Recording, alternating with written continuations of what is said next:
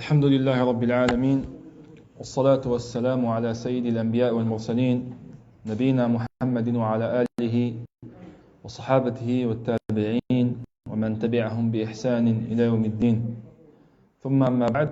Dopo questa lunga pausa di 2 settimane riprendiamo inshallah le lezioni con la spiegazione di questo prezioso libro Umdatul Ahkam, il riferimento delle sentenze di Hafiz Abdul Ghani al-Maqdisi rahmatullahi alayh. E nell'ultima lezione abbiamo parlato per quanto riguarda la Qibla, abbiamo parlato della Qibla, della preghiera sul tuo destriero, sulla tua macchina, eccetera, eccetera. Oggi, inshallah, con il hadith numero 68, cominciamo, inshallah, il capitolo che riguarda as-sufuf. Babu sufuf. Il titolo Saf fila. As-sufuf, jam'u saf. Sufuf è il plurale di saf, che significa fila, le file nella preghiera. E in questo capitolo l'autore ha citato 4 hadith del Rasul sallallahu alaihi wasallam e noi inshallah spiegheremo questi 4 hadith e come al solito cercheremo inshallah di porre dei pilastri, delle basi per quanto riguarda l'argomento del saf bi'idhnillahi azza wa jalla. Soprattutto che con corona la questione del saf un po' è persa la sua importanza, wallahu al-musta'an. Leggiamo inshallah i primi 2 hadith dei 4, poiché sono simili, e poi cominciamo inshallah a spiegare bi'idhnillahi azza wa jalla.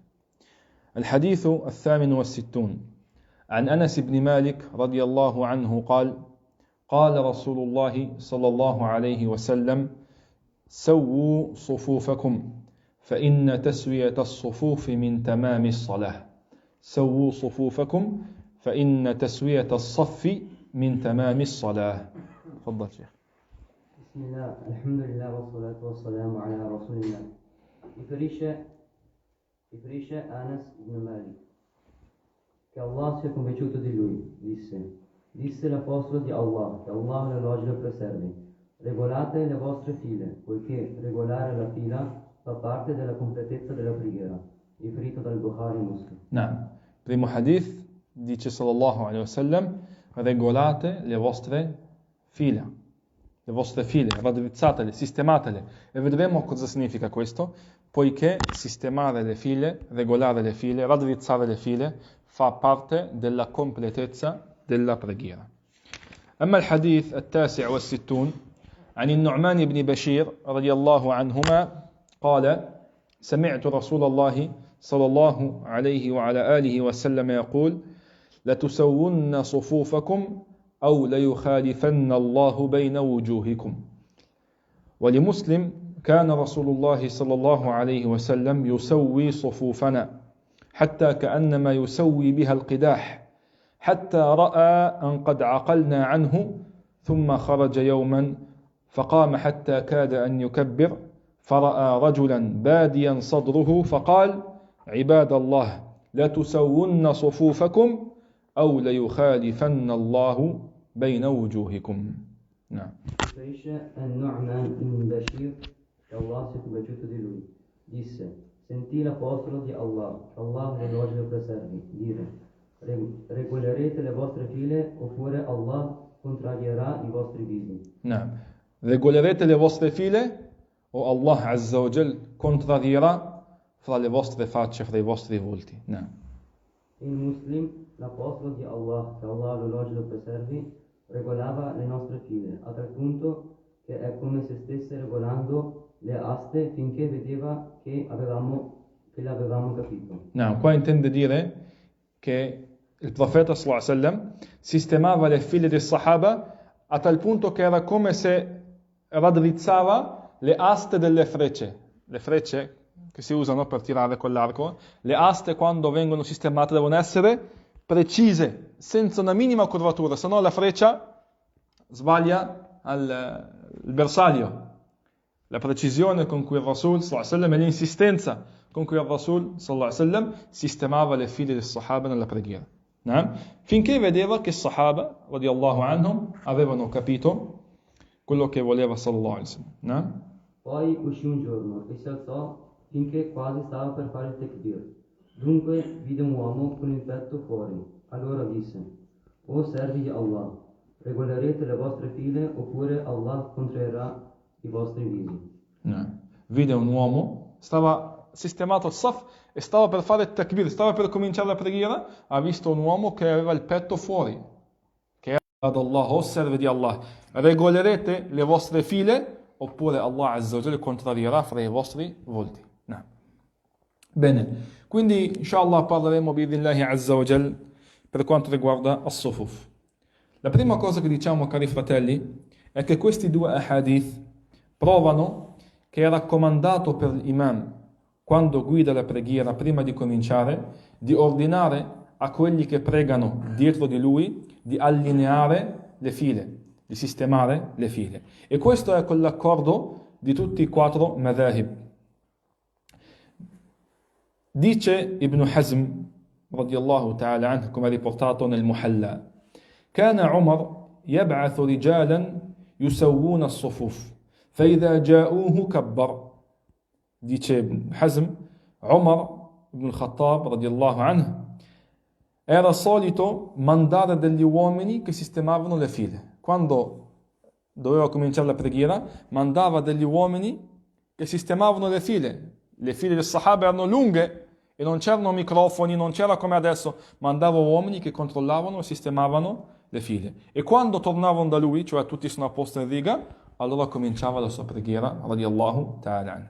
وعن مالك عن أبي النضر عن مالك بن أبي عامر قال كان عثمان بن عفان لا يكبر حتى يأتيه رجال قد وكلهم بتسوية الصفوف فيخبرونه أنها قد استوت فيكبر. Dice Uthman radiyallahu ta'ala anhu, non faceva il takbir, non cominciava la preghiera finché venivano da lui uomini a cui aveva dato il compito di allineare le fila nella preghiera. E quando gli dicevano che le fila erano dritte, allora faceva il takbir e cominciava la preghiera. وعن وكيع عن مسعر بن كدام عن عبد الله بن ميسرة عن معقل بن أبي قيس عن عمر بن الخطاب أنه كان ينتظر بعدما أقيمت الصلاة قليلا. Umar radiallahu ta'ala anhu, un altro athar di Umar, che quando veniva fatta l'iqama aspettava, dava tempo finché le fila si sistemavano. وروينا عن الحسن بن علي رضي الله عنهما نحو هذا. Ed è stato riferito da Al-Hasan ibn Ali la stessa cosa che faceva Umar radiallahu ta'ala anhu. Ibn Hazm radiallahu anhu, dopo che ha citato questo, dice فهذا فعل الخليفتين بحضرة الصحابة رضي الله عنهم وإجماعهم معهم على ذلك. Dice questa cosa che facevano Umar e Uthman la facevano con la presenza dei compagni del profeta sallallahu alaihi wasallam, e questo è un loro accordo su questo. Nessuno dei Sahaba ha detto a Umar perché mandi gente a sistemare, perché aspetti tanto. Quindi tutti erano d'accordo che non si cominciava la preghiera finché il saf non era ben allineato e raddrizzato. قال ابن عبد البر وأما حديث مالك بن أبي عامر عن عثمان بن عفان في تسوية الصفوف فهو أمر مجتمع عليه. وقال كذلك ابن عبد البر كما في الاستذكار وأما تسوية الصفوف في الصلاة فالآثار فيها متواترة من طرق شتى صحاح كله ثابتة في أمر رسول الله صلى الله عليه وسلم بتسوية الصفوف. وعمل الخلفاء الراشدين بذلك بعده وهذا ما لا خلاف بين العلماء فيه. وقال ابن رشد رحمه الله كما في بداية المجتهد أجمع العلماء على أن الصف الأول مرغب فيه وكذلك تراصي الصفوف وتسويتها لثبوت الأمر بذلك عن رسول الله صلى الله عليه وسلم. Dice Ibn Rushd, come riportato nel libro Bidayatul Mujtahid, i sapienti sono concordi sul fatto che il primo saf, la prima linea, è raccomandata, e stringere le fila e raddrizzare le fila, tutto questo è raccomandato perché questo è stato autenticato dall'ordine che ha dato il Rasul sallallahu alaihi wa ala alihi wa sallam. قال النووي رحمه الله كما في شرحه على مسلم: قوله صلى الله عليه وسلم: أقيموا صفوفكم أمر بإقامة الصفوف، وهو مأمور به بإجماع الأمة، وهو أمر ندب، والمراد تسويتها والاعتدال فيها وتتميم الأول فالأول منها والتراص فيها. طيب. Cosa significa regolare le fila, allineare le fila? Dice An-Nawawi rahmatullahi ta'ala alayhi: والمراد بتسوية الصفوف, perché tante volte è importante questa parte che sto per leggere adesso, perché molte persone pensano che sistemare le fila sia solo rimanere attaccati, o molti pensano che sistemare le fila sia solo mettere caviglia contro caviglia. An-Nawawi rahimahullah spiega cos'è تسوية الصفوف. قال: والمراد بتسوية الصفوف إتمام الأول فالأول وسد الفرج ويحاذي القائمين فيها بحيث لا يتقدم صدر أحد ولا شيء منه على من هو بجنبه، ولا يشرع في الصف الثاني حتى يتم الأول، ولا يقف في صف حتى يتم ما قبله. إتمام الأول في الأول وسد الفرج جمع فرجة. الفرجة يعني أن يكون بين المصلي والمصلي فرجة. Dice النووي رحمه الله: e تسوية الصفوف, regolare le fila, significa innanzitutto completare il saf, il primo, poi il primo. Chiaro? Completare il sufuf, le linee, iniziare sempre dal primo e andare via indietro. Poi chiudere i buchi, che non ci siano buchi tra un fedele e un altro, e che quelli che sono in riga siano allineati in modo che nessuno sia avanti rispetto all'altro, o che una parte del suo corpo sia avanti rispetto a quello che è vicino a lui, e che non si cominci un nuovo saf finché non viene completato il primo saf, e non si ferma in un saf finché non viene chiuso il saf che è prima. Questo significa taswiyat as-sufuf, regolare le fila. طيب. Regolare le fila, qual è il suo hukum, qual è la sua sentenza per quanto riguarda Sharia? Ci sono due opinioni di sapienti per quanto riguarda la sentenza sul regolare le fila. La prima opinione è che taswiyat as-sufufi sunnatun fi salah, è una sunnah, è una raccomandazione nella preghiera, e questo è con l'accordo di tutti i quattro madhahib. E le prove di questo, gli ahadith che abbiamo citato, e altri ahadith come il hadith riportato nel Bukhari e Muslim del hadith di Anas, che il profeta sallallahu alaihi wasallam disse: aqimu sufufakum wa tarassu fa inni arakum min wara'i dhahri. Aqimu sufufakum, raddrizzate, sistemate le vostre fila e stringetevi, poiché io vi vedo da dietro la mia schiena. E sempre Anas radiyallahu ta'ala anhu disse sallallahu alaihi wasallam: russu sufufakum wa qaribu bainaha wa hadhu bil a'naq. وعنه أيضا قال رسول الله صلى الله عليه وسلم: سووا صفوفكم فإن تسوية الصفوف من إقامة الصلاة.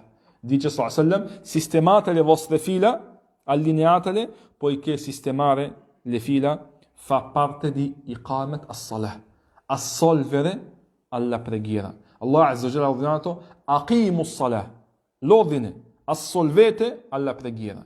E dice sallallahu alaihi wasallam: fa parte dell'assolvere alla preghiera taswiyat as-sufuf, raddrizzare le linee. طيب. L'altra opinione è che allineare le fila è un obbligo e non una sunnah, è wajib e non una sunnah. E questa è l'opinione scelta da Ibn Hazm rahimahullah, da Ibn Taymiyyah, da Ibn Hajar, da San'ani, da Ibn Uthaymin e dalla fatwa del Lajna ad-Daima, del comitato permanente. قال ابن حزم رحمه الله: تسوية الصفوف إذا كان من إقامة الصلاة فهو فرض، لأن إقامة الصلاة فرض، وما كان من الفرض فهو فرض.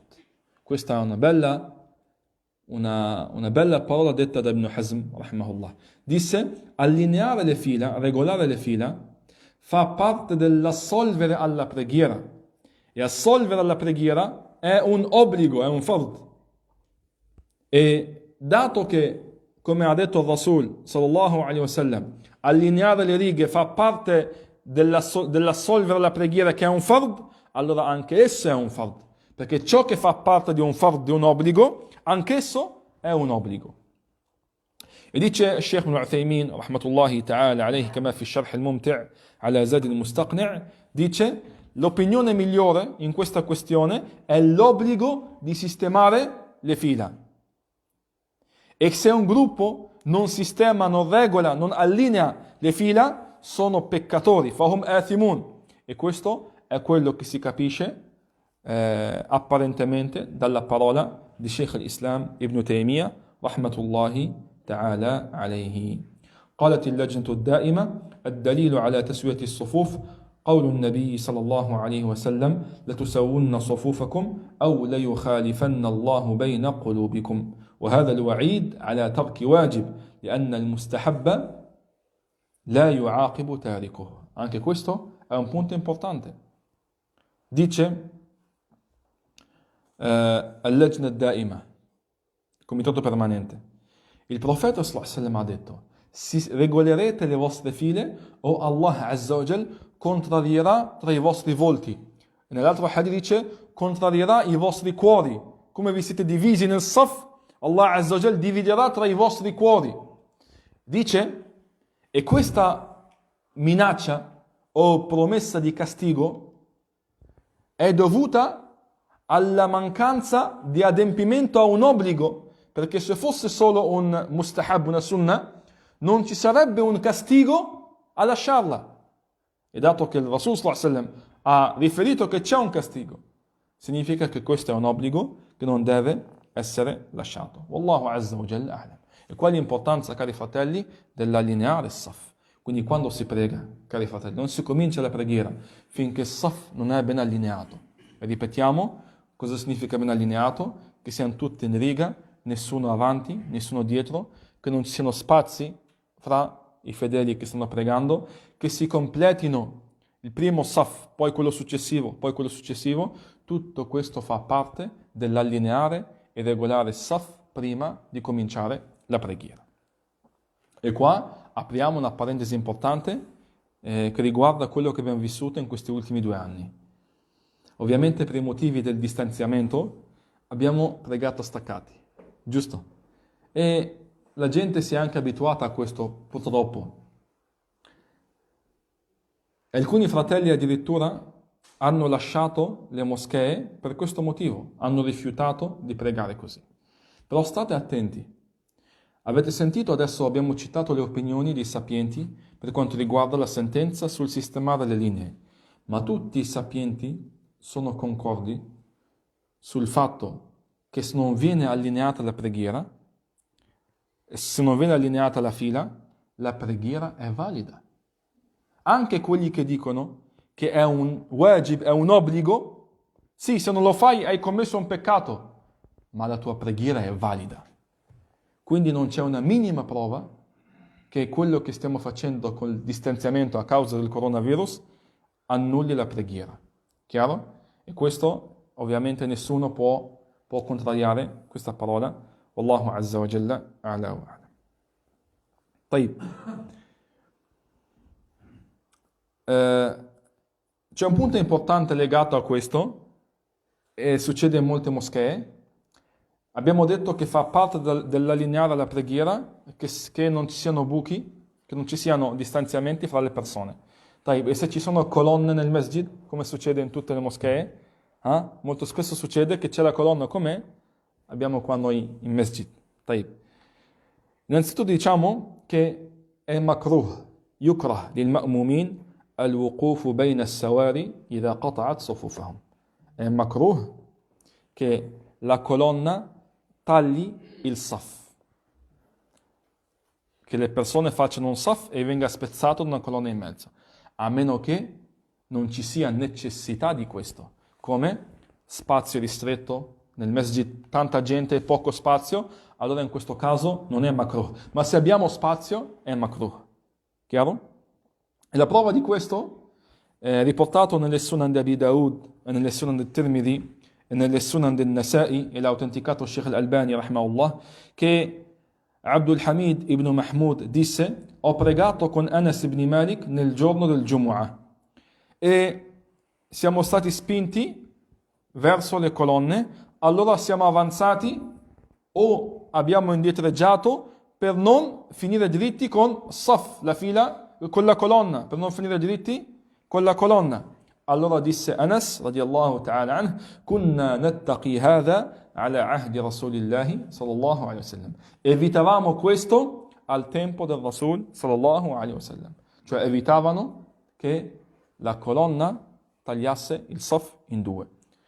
قال ابن العربي كما في عارضة الأحوذي: ولا خلاف في جوازه عند الضيق وأما مع السعة فهو مكروه. Dice, non c'è differenza fra i sapienti che è permesso se c'è poco spazio. Se invece c'è tanto spazio è makruh, è detestabile. قال ابن عثيمين رحمه الله: الصف بين السواري جائز إذا ضاق المسجد حكاه بعض العلماء إجماعا وأما عند السعة ففيه خلاف والصحيح أنه منهي عنه. Dice Ibn Uthaymin rahimahullah: la riga tra le colonne è permessa se c'è poco spazio nel masjid. E questo l'hanno riferito alcuni sapienti con l'accordo di tutti i ulama, di tutti i sapienti. Mentre se c'è spazio, dice la parola migliore dei sapienti, che è vietato. Se c'è spazio, è vietato di dividere il saf con la colonna. E come dice Sheikh Ibn Baz, rahmatullahi ta'ala alayh, la sunnah è che le linee siano collegate e che le colonne siano dietro e che le colonne non taglino la linea, la riga, a meno che non ci sia una necessità. Allahu azza wa jalla a'la wa a'lam. طيب, passiamo a un altro punto sempre legato al sufuf. Qual è la sentenza di un uomo che prega da solo dietro al saf? Saf davanti e l'uomo che prega dietro al saf da solo. Qui citiamo due opinioni dei sapienti su questa questione. La prima opinione è che la preghiera di chi prega da solo, singolo da solo, dietro alla linea delle persone che pregano, c'è una linea di gente che prega e lui prega da solo dietro. La prima opinione è che la preghiera di questa persona non è valida e deve rifarla. Ed è il madhab dell'imam Ahmad, rahmatullahi ta'ala alayh, ed è l'opinione di un gruppo di salaf, di predecessori, ed è l'opinione scelta da Ibn Hazm, rahmahullah, da As-San'ani e da Sheikh Ibn Baz, rahmatullahi ta'ala alayh. Dice al-Baghawi, كما في شرح السنة: وذهب جماعة إلى أن صلاته فاسدة، وهو قول إبراهيم النخعي وحماد ابن أبي سليمان وابن أبي ليلى ووكيع، وبه قال أحمد وإسحاق ابن راهويه رحمة الله على الجميع. Dice al-Baghawi, rahmahullah, un gruppo hanno detto che la preghiera di questa persona, cioè da solo dietro al saf, non è valida, ed è l'opinione di Ibrahim al-Nakha'i, di Hammad ibn Abi Sulaiman, di Ibn Abi Layla, di Waki' il sheikh del Shafi'i, rahimahullah, ed è l'opinione scelta dall'imam Ahmad e da Ishaq ibn Rahawi. Dice Sheikh Ibn Baz, rahimahullah, come riportato fi Majmu'i Fatawa Ibn Baz: لا يجوز للمنفرد أن يصلي خلف الصف ولا تصح صلاته. Non è permesso al singolo di pregare dietro alla riga e non è valida la sua preghiera. E le prove di questo, ovviamente, se diciamo una cosa così grave, c'è bisogno di una prova. La prova, il hadith riportato nelle Sunan di Ibn Majah e nel Musnad dell'Imam Ahmad, e l'ha autenticato Sheikh al-Albani, rahmatullahi ta'ala alayh, عن علي بن شيبان أنه قال: صليت خلف رسول الله صلى الله عليه وسلم فانصرف فرأى رجلا يصلي فردا خلف الصف فوقف النبي صلى الله عليه وسلم حتى انصرف الرجل من الصلاة من صلاته فقال له: استقبل صلاتك فلا صلاة لفرد خلف الصف. Dice Ali ibn Shayban: ho pregato dietro all'apostolo di Allah sallallahu alaihi wasallam E quando finì la preghiera, vide un uomo che pregava da solo dietro alla riga. Dunque si fermò, sallallahu alaihi wasallam, finché l'uomo finì la sua preghiera. Poi gli disse: Istaqbil salataka, fala salata li fardin khalfa as-saf. Rifai la tua preghiera, poiché non c'è preghiera per un singolo dietro al saf, alla riga. E l'altro hadith riportato nelle Sunan di Abi Daud, nelle Sunan di Tirmidhi, nelle Sunan di Ibn Majah, è sempre autenticato da Sheikh al-Albani, che Wabisah, radiyallahu anhu, disse che un uomo pregò dietro la riga da solo e il profeta sallallahu alaihi wasallam gli ordinò di ripetere la sua preghiera. Questa è la prima opinione. La seconda opinione, ed è l'opinione della maggioranza dei 4 madhahib. 3 madhahib, tranne il madhab dell'imam Ahmad, dicono che la preghiera di chi prega da solo dietro il saf è valida ed è makruh, è detestabile che preghi da solo dietro il saf.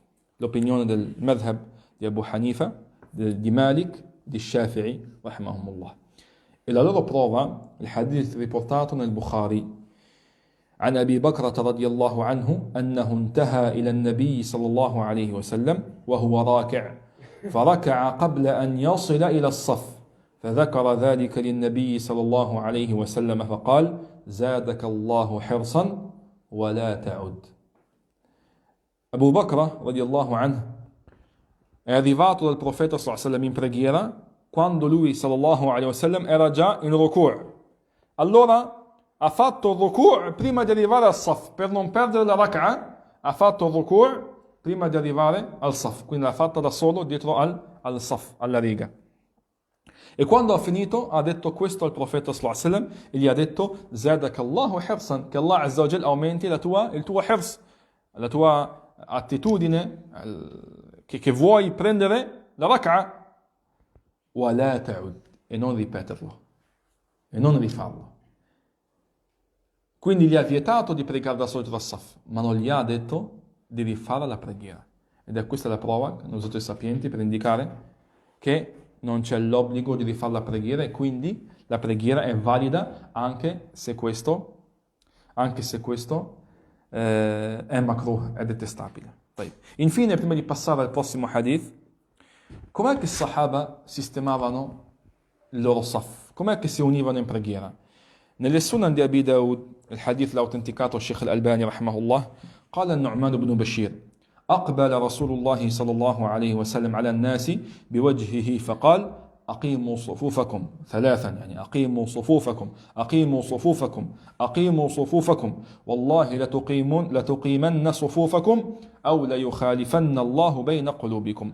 قال فرأيت الرجل يلزق منكبه بمنكب صاحبه وركبته بركبة صاحبه وكعبه بكعبه. Dice Nu'man ibn Bashir, è arrivato da noi il messaggero di Allah sallallahu alaihi wasallam frontalmente e disse: regolate le vostre file, regolate le vostre file, regolate le vostre file 3 volte. Per Allah regolerete le vostre file o Allah dividerà fra i vostri cuori. Poi disse Nu'man ibn Bashir, che ha descritto come hanno allineato le loro file, disse: ho visto l'uomo che attaccava la sua spalla alla spalla del suo compagno e il suo ginocchio al ginocchio del suo compagno e il suo ka'b, l'osso che esce dalla caviglia lateralmente, al ka'b del suo compagno. Così i Sahaba univano il saf. Chiaro? Qui però c'è un punto importante da dire, cari fratelli. Ci sono alcuni fratelli che hanno una insistenza su questa cosa e questa cosa non va bene. Non va bene. Non per forza devi falciare il tuo fratello affinché il saf sia giusto. Sono fratelli che insistono tanto su questa cosa qui, soprattutto che non tutte le persone sono uguali. Arriva uno largo in mezzo, o uno magro, uno largo, e ti arriva uno che continua a insistere e ti disturba anche durante la preghiera, continua a disturbarti cercando continuamente di attaccare il suo ginocchio, le sue spalle con la tua spalla. E questo non va bene perché si entra nel disturbare tuo fratello dalla sua concentrazione nella preghiera. Se il saf è dritto, sono tutti allineati, non c'è un buco fra di voi, basta, senza insistere troppo, perché questo disturba i fratelli e entri dal voler fare una sunna a commettere un'ingiustizia, chiamiamolo un peccato, ma non vogliamo entrare adesso nelle sentenze, ma un'ingiustizia, un fastidio a tuo fratello che sta pregando. Chiaro questo? طيب.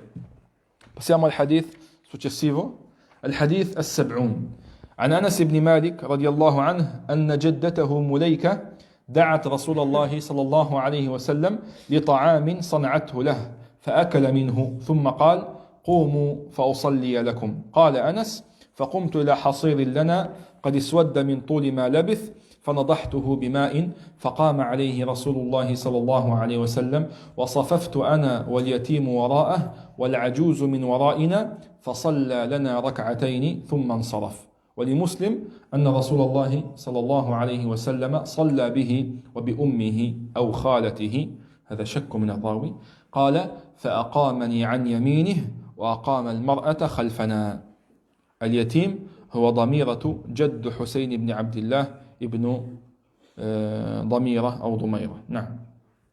Riferisce Anas ibn Malik che Allah si è compiaciuto di lui, che sua nonna Mulaika invitò l'apostolo di Allah, che Allah lo elogi e lo preservi, a del cibo che aveva cucinato per lui. Dunque mangiò da esso, poi disse: alzatevi che prego per voi. Disse Anas: andai ad un tappeto che avevamo, che si era scurito da quanto era rimasto. Dunque lo spruzzai con dell'acqua, e l'apostolo di Allah, che Allah lo elogi e lo preservi, si alzò per la preghiera su di esso. Io mi misi in fila insieme all'orfano dietro di lui, e l'anziana dietro di noi. Dunque pregò per noi 2 rak'a, poi se ne andò. طيب, qua dice Anas radiyallahu ta'ala anhu che sua nonna Mulaika ha invitato il Rasul sallallahu alaihi wasallam per del cibo che aveva cucinato per lui. E il Rasul sallallahu alaihi wasallam ha risposto a questo invito, ha mangiato da quel cibo, poi ha detto: alzatevi che prego per voi, cioè che preghiamo insieme, vi faccio da imam. Disse Anas: mi sono alzato, ho preso un hasir, il hasir è il tappeto, quello di paglia, o avete presente il hasir? Che si usava una volta. Dice che si era scurito da quanto tempo era rimasto da loro. Vecchio, consumato, si era scurito, l'ha spruzzato, l'ha lavato con l'acqua e su di esso il profeta sallallahu alaihi wasallam si è alzato per pregare. Disse: io e un orfano, e c'era con loro un orfano, che l'autore qua dice era Damira, il nonno del Hussein ibn Abdullah ibn Damira, e questo orfano, lui e Anas si sono messi in riga dietro al profeta sallallahu alaihi wasallam e la donna anziana ha pregato dietro di loro, quindi il profeta sallallahu alaihi wasallam davanti, i 2 ragazzi dietro e la donna anziana dietro. Disse: e ha pregato con noi 2 rak'ataini, poi se n'è andato sallallahu alaihi wasallam. Nella versione di Muslim, in Muslim, che l'apostolo di Allah, che Allah lo elogi e lo preservi, pregò come imam, con lui e sua madre o sua zia. Disse: mi fece alzare alla sua destra e fece alzare la donna dietro di noi. No. E nella versione di Muslim, che il profeta sallallahu alaihi wasallam ha pregato con Anas e con sua madre o sua zia.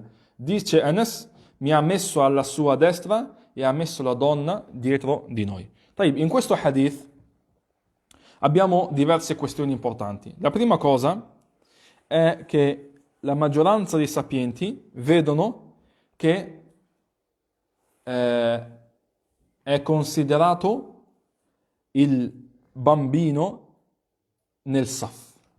Cioè nel saf il bambino fa numero. Sembra una cosa strana, ma è importante perché, ad esempio, siamo 2 uomini e un ragazzino piccolo. Va bene? Se diciamo che il saf del bambino è valido, l'imam deve stare davanti e uno dei 2 uomini e il bambino dietro.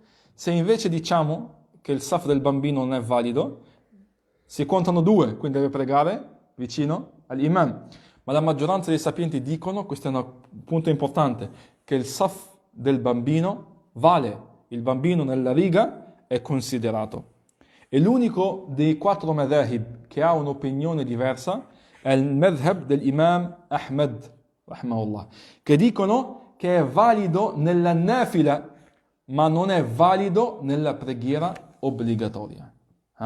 Ma qua sicuramente l'opinione della maggioranza è migliore. Perché? Ovviamente da cosa l'abbiamo capito in questo hadith? Perché Anas ha detto: abbiamo pregato io e un orfano, e un yatim. E l'orfano nel fiqh è inteso come il bambino che ha perso, o la persona che ha perso suo padre e ancora non ha raggiunto la pubertà, ancora non è un uomo. Quindi questo ancora non ha raggiunto la pubertà, ma ha pregato insieme ad Anas dietro al Rasul sallallahu alaihi wa ala alihi wa sallam. Quindi il bambino è considerato nel saf, nelle preghiere.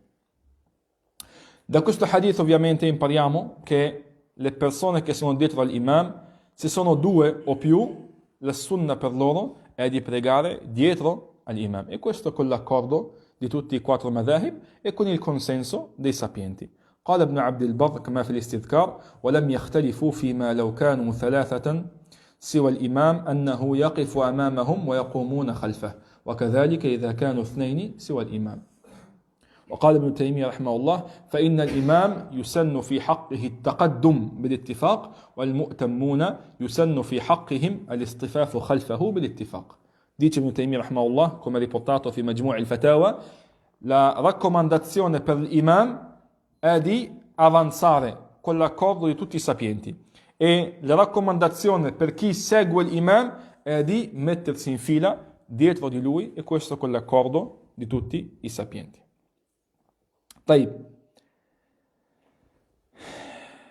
Qual è la prova di questo? Perché tante cose, fratelli, io dico sempre, ve l'ho già detto altre volte, tante cose noi le facciamo. Se chiedi anche un bambino adesso, sa benissimo che se siamo in 3, uno va avanti e 2 stanno dietro. Sono cose che abbiamo imparato fin da bambini, sono cose elementari, ma è diverso quando senti queste cose riferite da quello che facevano Sahaba e capisci il perché. E qui entra l'imitare, passi dall'abitudine a imitare il profeta sallallahu alaihi wasallam e imitare il Sahaba, anche nelle cose elementari. Senti questo hadith. Dice Jabir ibn Abdullah, il hadith riportato fi Sahih Muslim. Dice Jabir ibn Abdullah: sono venuto finché mi sono messo in preghiera in piedi alla sinistra del profeta sallallahu alaihi wasallam. Il profeta sallallahu pregava, è arrivato Jabir radiallahu anhu per pregare con lui e si è messo alla sua sinistra. Disse: mi ha preso per la mano e mi ha fatto girare finché mi ha messo alla sua destra. Poi è arrivato Jabbar ibn Sakhr e ha fatto l'abluzione e si è unito a loro in preghiera e si è messo alla sinistra del Rasul sallallahu alaihi wasallam. Allora il Rasul sallallahu alaihi wasallam, come dice Jabir, ci ha preso per le mani entrambi e ci ha spinti e ci ha fatto mettere in piedi dietro di lui. Capito? Hadith? È arrivato Jabir, si è messo alla sinistra, l'ha spostato il Rasul sallallahu alaihi wasallam sulla destra. È arrivato l'altro ragazzo, si è messo alla sinistra, e così erano una a destra e una a sinistra. Li ha presi entrambi per le mani e li ha fatti mettere dietro di lui in preghiera, sallallahu alaihi wa ala alihi wa sallam. Bene. Taib. Per quanto riguarda le donne, la loro fila è dietro la fila degli uomini. E la prova di questo innanzitutto è il hadith che abbiamo letto. Come disse Anas, abbiamo fatto una fila io e l'orfano dietro al Rasul sallallahu alaihi wasallam, e dietro di noi c'era l'anziana, la nonna di Anas radiyallahu ta'ala anhu, Mulaika radiyallahu anha. L'altra prova, il hadith riportato da Abu Huraira fi Sahih Muslim, che il profeta sallallahu alaihi wasallam disse: khayru sufufi ar-rijali awwaluha wa sharruha akhiruha wa khayru sufufi an-nisa'i akhiruha wa sharruha awwaluha. Le migliori righe degli uomini sono le prime e le peggiori sono le ultime, e le migliori righe delle donne sono le ultime e le peggiori sono le prime. E qua è un punto molto importante, fratelli. Ci sono alcuni fratelli che non danno importanza a questo. Vede il primo saf libero e non gli interessa. Gli va bene sempre pregare dietro, anzi quando viene si appoggia al muro in fondo al masjid. C'è chi ha questo come abitudine. E il Rasul sallallahu alaihi wasallam dice, le migliori fila sono davanti e le peggiori sono dietro. Se sei abituato a stare dietro, sai che sei nelle peggiori fila. Sempre il muslim, quando entra in masjid, deve cercare sempre il saf più avanzato. Questo che deve essere fatto. In ogni caso, da questo hadith, come ha detto Sheikh Ibn Uthaymin fi Sharh al-Mumti', dato che il Rasul sallallahu alaihi wasallam ha detto le migliori fila delle donne sono quelle più indietro, qua è il contrario, e le peggiori sono quelle avanti, è una prova che comunque le righe delle donne devono essere dietro alla riga degli uomini. E questo è un ijma', è un consenso dei sapienti. قال ابن عبد البر كما في الاستذكار السنة المجتمع عليها أن تقوم المرأة خلف الرجال.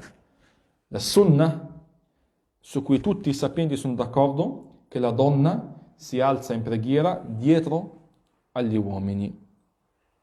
E dice ancora Ibn Abd al-Barr لا خلاف في أن سنة النساء القيام خلف الرجال لا يجوز لهن القيام معهم في الصف. Non c'è differenza fra i sapienti che la raccomandazione per le donne è di alzarsi dietro gli uomini e non è permesso a loro di alzarsi in preghiera con loro nel saf. No. L'unica cosa da aggiungere per quanto riguarda questa questione, che è stato riferito l'unica eccezione, e anche questo è importante perché lo viviamo, come è stato riferito da Abu Darda radiyallahu ta'ala anhu, e questo è riportato Ibn Hajar fi Fath al-Bari, أن الجارية التي لم تحض تقف مع الرجال في الصف.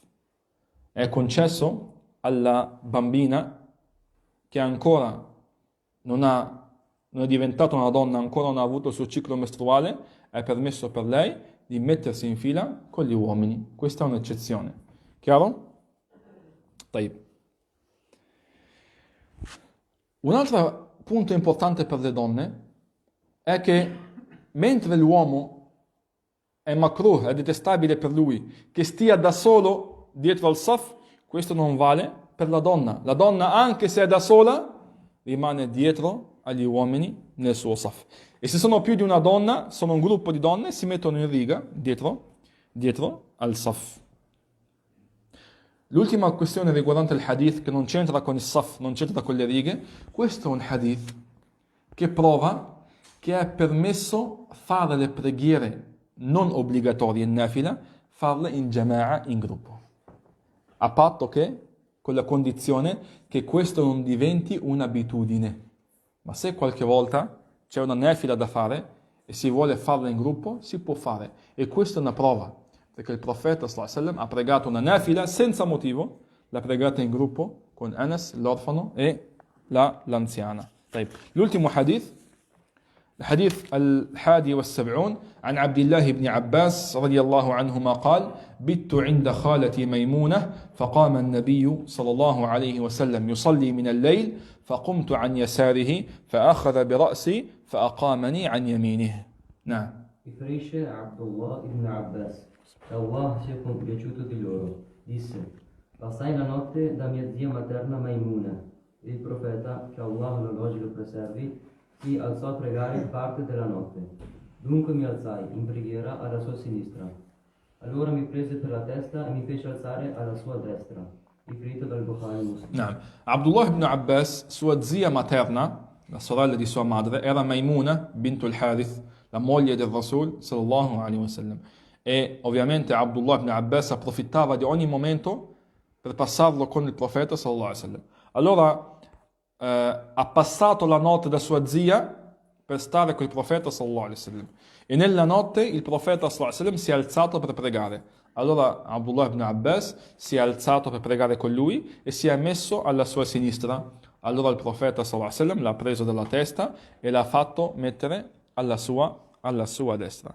Questo hadith è una prova che è raccomandato che se si prega in due, la persona che segue l'imam deve stare alla sua destra.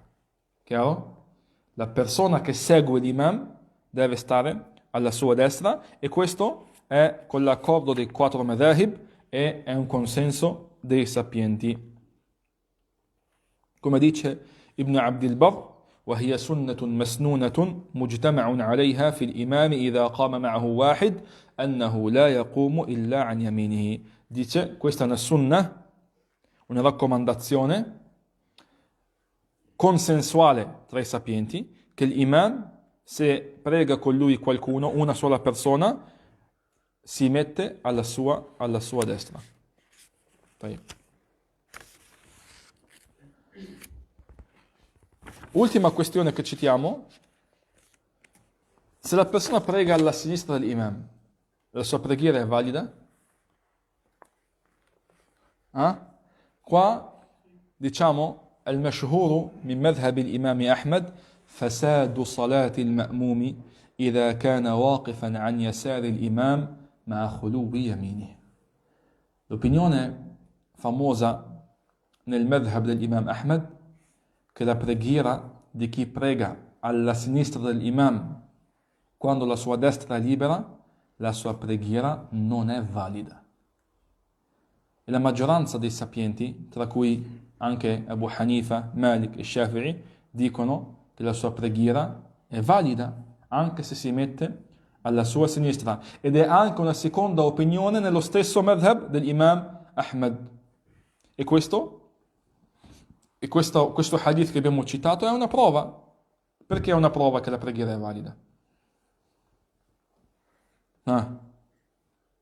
Secondo voi, perché è una prova che la preghiera di chi prega alla sinistra è comunque valida?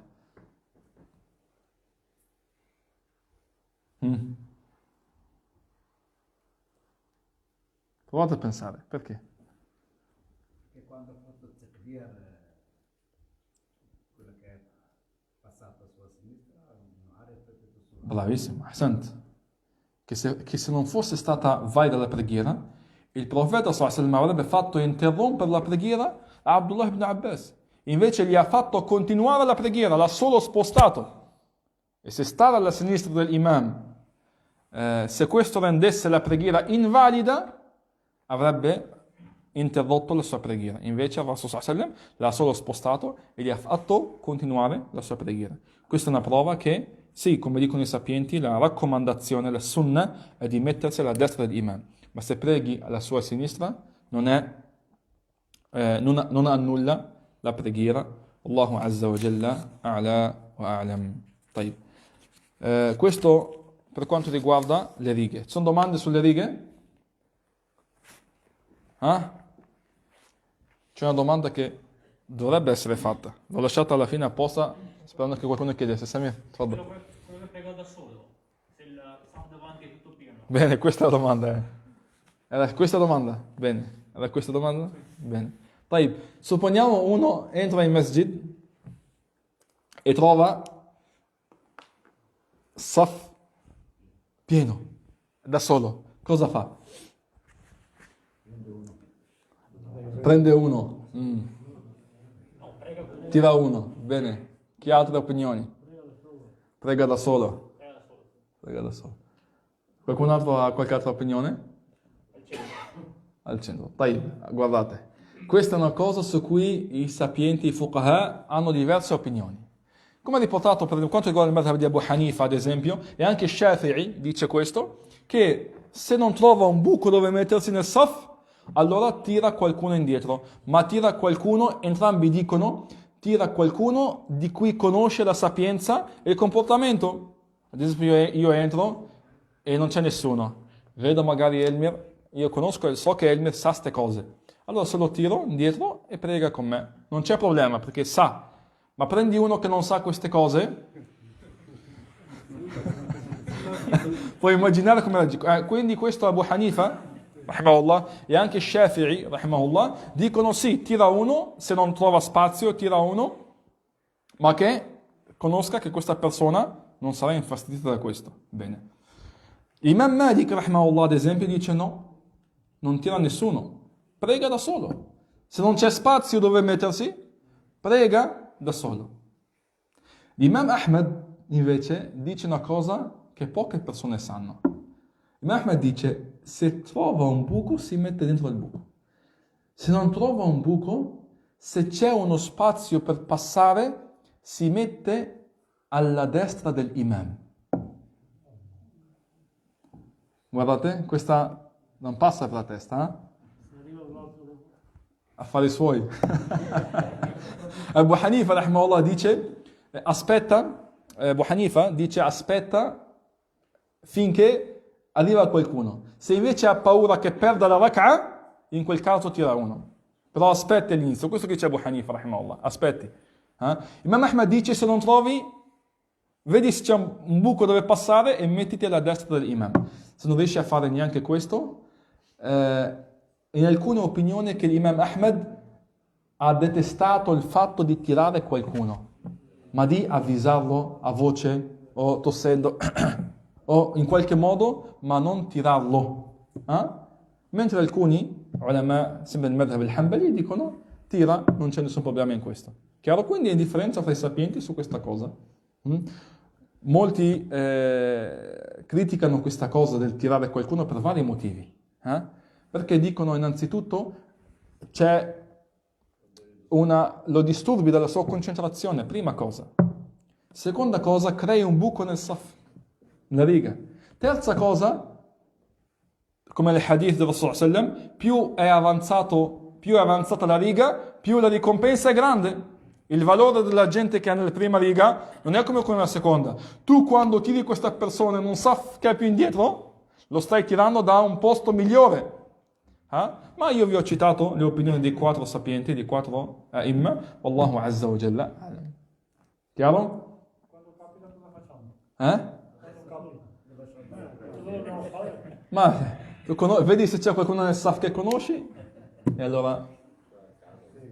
No. Quello di primo sa non vuole andare indietro e lui sa.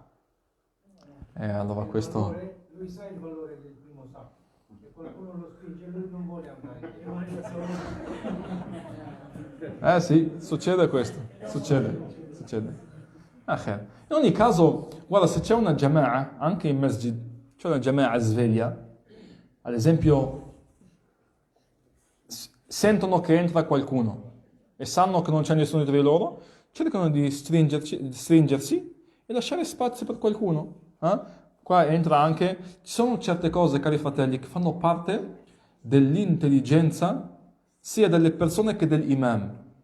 Come ad esempio l'imam che è in ruku' e sente qualcuno che entra.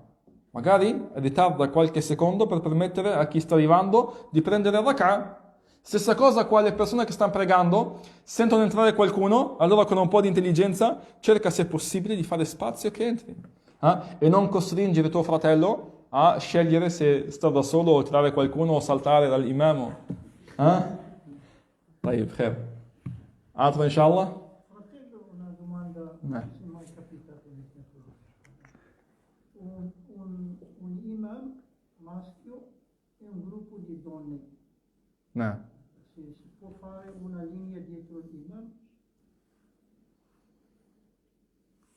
Perché io non ho mai, magari sono tutti, diciamo, sorelle, diciamo. Ci sono 4 sorelle con me che siamo a casa. Arrivata la preghiera, vogliamo fare Jama'a a casa. Se sono tue sorelle non c'è problema, dov'è il problema? Sono loro mahram. Dov'è il problema? Magari sei a casa, c'è tua moglie, tua mamma, tua figlia, si mettono in 3 pregano e tu fai imam per loro, dov'è il problema in questo caso? E anche una donna può fare imam con altre donne. Certo. L'unica cosa, come riportato nelle opinioni dei sapienti, che a differenza, ovviamente non ho approfondito tanto la questione delle donne, la donna rimane in saf con le altre donne, non si mette davanti agli altri come l'uomo, ma rimane in saf con le altre donne. Senza entrare nei dettagli, ma inshallah, se volete inshallah, la prossima lezione facciamo qualche minuto che riprendiamo l'argomento per le donne. Sono certe cose utili da sapere per le donne, anche per l'adhan, l'iqama, l'imama, saf, eccetera. Inshallah, la prossima lezione magari dedichiamo qualche minuto per questo. Ma non c'è problema, se a casa hai le tue donne a casa, la sorella, la figlia, la madre, la moglie, eccetera, preghi. davanti a loro non c'è nessun problema in questo. Chiaro? Chiaro, fratelli? Altro ci siamo? Vai. Quando si inizia un nuovo saf dietro, No. è della sunnah di iniziarlo dal centro o dal... Allora, innanzitutto, questo è un punto importante. Non abbiamo un hadith che regola questa cosa qui. Un nuovo saf, dove lo cominciamo? Molti cominciano dal centro, molti cominciano dalla destra, va bene? Dicono che Rasul cominciava tutto dalla destra. Tayyib. Un punto importante, cari fratelli. Quando si comincia il saf, la migliore opinione qui è di cominciare il saf dal centro. E cominciare il saf dal centro. Perché l'imam è una guida. Chiaro? E i sufuf partono dal centro e poi si aprono destra e sinistra. Questo che dovrebbe essere fatto. Chiaro? Avete visto anche nel hadith cosa ha fatto il sahabi che ha pregato con Jabir ibn Abdullah, Jabbar ibn Sakhr. Si è messo alla sinistra del Rasul, poi il Rasul li ha spinti dietro. Quindi si dovrebbe cominciare il sufuf dal centro, ma questo ovviamente sono opinioni dei sapienti su questa cosa, ma un dettaglio che non è regolato da hadith fissi, Allahu Azza wa Jalla a'lam. Ma cominciate il saf dal centro. Chiaro inshallah? طيب صلى اللهم وسلم على نبينا محمد وعلى آله وصحبه أجمعين. Dars inshallah sabato dopo l'Isha e domani inshallah saremo a Schio inshallah. A cosa comincia il Dars? Sheikhuna? 7:15, inshallah, sarà il Dars a Schio anche 7:30, facciamo che gente lavora, inshallah. 7:30, sarà il Dars a Schio per chi vuole venire inshallah. Subhanakallah, hamdika, nashhadu an la ilaha illa anta